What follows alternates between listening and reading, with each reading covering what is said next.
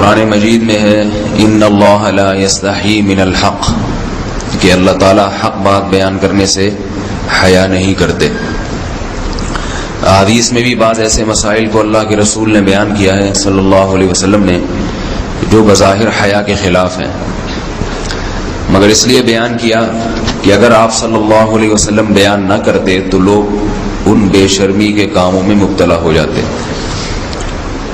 اسی وجہ سے میں بھی یہ ہمت کر رہا ہوں کہ ایک اور ایسا گناہ جس میں لوگ مبتلا ہیں، اور وہ ہے حیا کے خلاف، مگر ہے بہرحال شریعت کا مسئلہ اور لوگ اس میں گناہ میں مبتلا بھی ہیں، اس لیے بتانا ضروری ہے۔ وہ یہ ہے کہ لوگ شادی کے بعد بھی، آج کی نوجوان نسل زوجہ سے، بیوی سے غیر فطری طریقے سے ہم بستری کرتے ہیں۔ انٹرنیٹ پہ بیہودہ فلمیں دیکھتے ہیں تو جو چیز انگریزوں کی دیکھ رہے ہیں کہ ان کے کلچر آہستہ آہستہ میڈیا کے ذریعے ہمارے معاشرے میں بھی آ رہا ہے۔ اللہ کے رسول صلی اللہ علیہ وسلم نے لعنت فرمائی ہے، ایک روایت میں ہے کہ اللہ اس کی طرف دیکھے گا نہیں کہ جو اپنی زوجہ سے پچھلے راستے سے ہم بستری کرے گا۔ یہ بیماری بھی، یہ گندگی بھی لوگوں میں پھیلتی جا رہی ہے، خاص طور پہ جن کو لڑکوں سے بدفعلی کی عادت پڑ جائے تو وہ زوجہ سے فطری راستے سے ہم بستری نہیں کرتے۔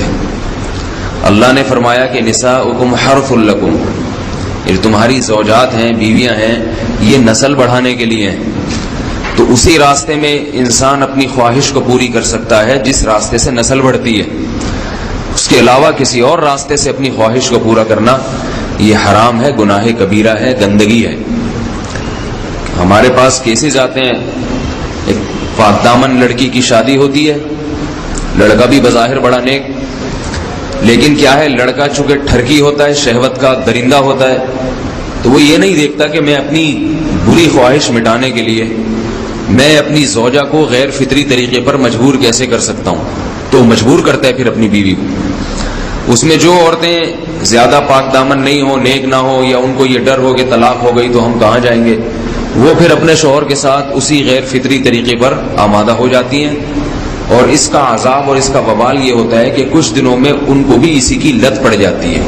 انسان جب بھی کوئی غیر فطری راستہ اختیار کرتا ہے، آخرت کا عذاب تو بعد میں، دنیا کا عذاب یہ آتا ہے کہ پھر اس کو لذت فطرت میں آتی نہیں ہے، پھر جو راستہ اللہ نے رکھے اس میں اس کو لذت نہیں آئے گی، پھر وہ گندگی میں ہی گھسنے کی کوشش کرے گا، اس کی بھی فطرت خراب ہو جاتی ہے، اور جس کے ساتھ یہ بدفعلی کی جائے اس کی بھی فطرت خراب ہو جاتی ہے، وہ بھی پھر کسی کے قابل نہیں رہتے۔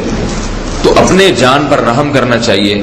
ہم انسان ہیں، ہم درندے نہیں ہیں، ہم گھوڑے نہیں ہیں، ہم گدھے نہیں ہیں، ہم جانور نہیں ہیں، ہم انگریز نہیں ہیں۔ انگریز نے تو حیا اور شرم کی تمام حدود کو توڑ دیا ہے، وہ تو درندے بن چکے ہیں۔ ہم تو درندے نہیں ہیں، ہم تو حلال کھاتے ہیں، پاک صاف رہنے کی کوشش کرتے ہیں، تو ہم ان کی جو کلچر دیکھ دیکھ کے ہم ویسے درندے بننے کی کوشش کیوں کریں؟ تو یہ بہت بڑا وبال ہے، بہت بڑی برائی ہے جو ہمارے معاشرے میں آہستہ آہستہ جڑ پکڑتی جا رہی ہے، اور اس سے بیماریاں بھی پھیلتی ہیں۔ غیر فطری طریقہ ہے، بیماریاں بھی پھیلتی ہیں۔ ایسے کیسز آتے ہیں کہ جناب وہ مرد مجبور کر رہا ہے بیوی کو، اور وہ بیوی جو ہے ساتھ نہیں دیتی تو پھر اس کو طلاق کی دھمکیاں دیتے ہیں، ایسے کیسز بھی آتے ہیں۔ اور یہ بھی آتا ہے کہ مرد جب اپنی بیوی کو غیر فطری طریقے پر مجبور کرتا ہے، بیوی آمادہ نہیں ہوتی، تو مرد پھر یہ دھمکی دیتا ہے کہ بھائی میری خواہش تو تم سے پوری ہوتی نہیں ہے، پھر میں دوسروں کے پاس جاؤں گا۔ تو یاد رکھیں، جس عورت کا شوہر یہ دھمکی دے اس کو کہ میں زنا کروں گا اگر تم نے میری خواہش پوری نہیں کی غیر فطری طریقے سے، تو عورت اپنے شوہر سے کہہ دے کہ جاؤ تم کہیں اور جا کے منہ کالا کرو، تمہاری فطرت میں گندگی ہے تو یہ مجھے گندا بنانے کی کوشش نہ کرو، اس کو زنا کرنے دیں، وہ اللہ آخرت میں اس سے بھگتے گا۔ ہر بیماری کا اللہ نے علاج رکھا ہے۔ اللہ کے رسول صلی اللہ علیہ وسلم نے فرمایا، صحیح بخاری کی حدیث، ما انزل اللہ من داء الا انزل له دواء، کوئی بیماری ایسی نہیں ہے جو اللہ نے نازل کی ہو اور اس کے لیے دوا نہ رکھی ہو دنیا میں۔ تو اگر کسی کو ایسی لت پڑ گئی ہے غیر فطری کام کی، تو اس کو چاہیے کہ وہ اپنا علاج کرائے، ڈاکٹر سے بھی رابطہ کرے، اور سب سے بڑا علاج یہ کہ کچھ وقت صبر کرے گا، چھوڑ دے گا کچھ عرصے کے لیے، تو خود بخود آہستہ آہستہ صحیح ہو جائے گا۔ ایک آدمی شراب کا عادی ہے، ایک علاج تو یہ کہ ڈاکٹروں سے رابطہ کرے، اور بہترین علاج کیا؟ چھوڑ دے۔ کتنے دن تڑپے گا؟ 1 دن 2 دن 3 دن 4 دن 1 ہفتہ 2 ہفتہ، بہت زیادہ سال ہو جائے گا نا، اس کے بعد خود بہت ٹھیک ہو جائے گا۔ سگریٹ کا عادی ہے، چھوڑ دے گا تو کتنے لوگ ہم نے دیکھے ہیں دن میں 20 سگریٹ پیتے تھے، چھوڑنے پر آئے تو بالکل ایک دم چھوڑ دی انہوں نے، آہستہ آہستہ کر کے چھوڑ دی، لیکن تکلیف ہوئی مگر عادی ہو گئے۔ تو اب کسی کو یہ لت پڑ گئی ہے غلط کام کی، برائی کی، تو اس کا بہترین علاج یہ ہے کہ وہ اپنے آپ کو بدلنے کی کوشش کرے، ماحول بدلے، اور کچھ وقت صبر کرے گا تو اللہ اس سے یہ عادت چھڑا دے گا۔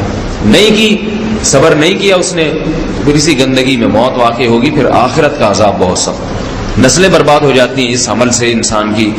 تو بات حیا کے خلاف ہے، مگر یہ کہ ایک بزرگ تھے وہ بات فرما رہے تھے، تو کسی نے پوچھا کہ حضرت آپ حیا کے خلاف بات کرتے ہیں، تو انہوں نے فرمایا تم بے حیائی کے کام نہیں چھوڑتے، ہم اس چھڑوانے کے لیے بات کریں تو ہم برے ہیں، اور تم کام کرو تو بھی برے نہیں۔